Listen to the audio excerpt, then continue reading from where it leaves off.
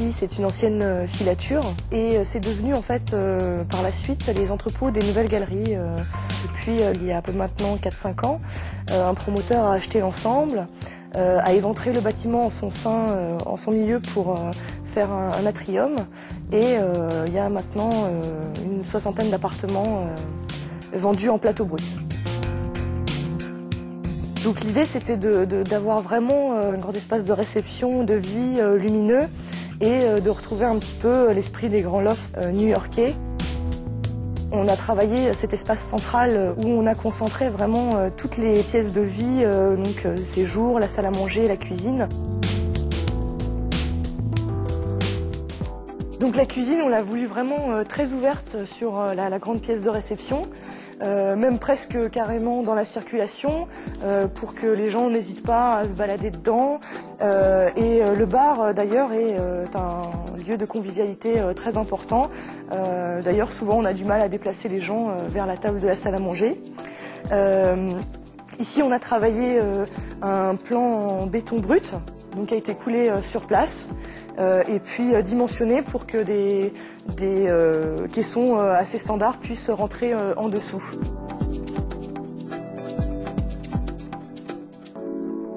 On a travaillé effectivement ces grandes appliques, un peu techniques pour avoir ce petit côté un petit peu justement un petit peu laboratoire, et puis un grand piano pour pouvoir recevoir pas mal de gens.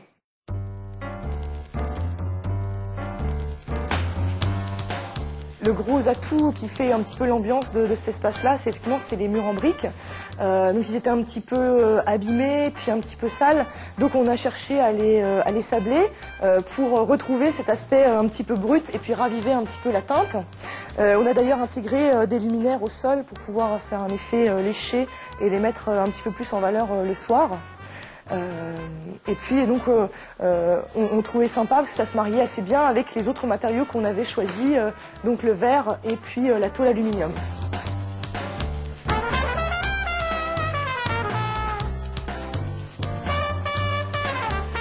Donc ici on se trouve dans la grande salle de bain douche, un petit peu sous les tropiques en quelque sorte.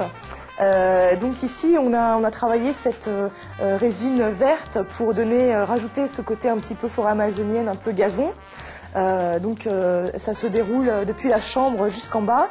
C'est un matériau qui nous permet d'éviter les joints, donc on a vraiment la sensation de ce tapis en continu. Et puis donc on a voulu intégrer cette plante un peu monumentale pour renforcer toute la hauteur et le volume. Et on a dissimulé la robinetterie dans le pot de fleurs de façon à encore plus renforcer ce côté un peu dépaysant. Donc ici on peut se doucher voilà, sympathiquement. Un petit jet de pluie sous les tropiques.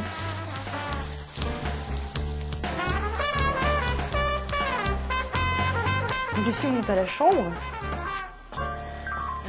Donc derrière, la tête de lit est en même temps déjà une partie du dressing qui se déploie derrière.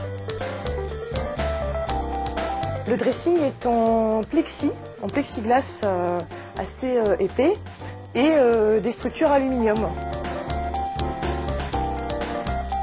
Ces filins d'acier permettent de suspendre en quelque sorte la poutre qui supporte la mezzanine à la poutre porteuse de l'immeuble. Ça nous a permis d'éviter un poteau en bas et de garder ce couloir et cette double circulation complètement libre et alléger aussi l'effet de la mezzanine suspendue.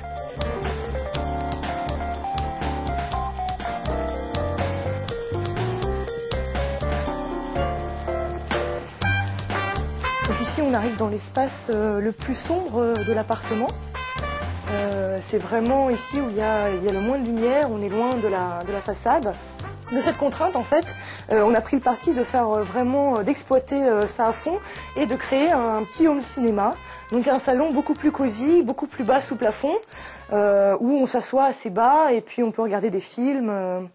Donc l'absence de lumière est devenue en fait non pas une contrainte, mais au contraire une qualité.